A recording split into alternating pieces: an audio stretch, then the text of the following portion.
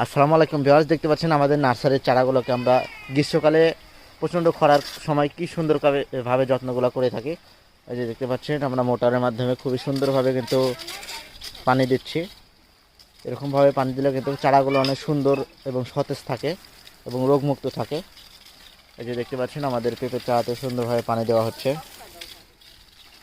এই প্রচণ্ড খরাতে কিন্তু চারাতে প্রচুর পানি প্রয়োজন, এই জন্য আমরা কিন্তু মোটর দিয়ে পানি দিচ্ছি। খুবই সুন্দরভাবে কিন্তু আমরা চারার যত্ন করি। আমরা এত সুন্দর যত্ন করি বলেই কিন্তু আপনারা ভালো মানের সেই সুস্থ সবল রোগমুক্ত সতেজ চারাগুলো পেয়ে থাকেন। এই যে দেখুন কত সুন্দরভাবে চারাতে পানি দিয়ে যত্ন করা হচ্ছে।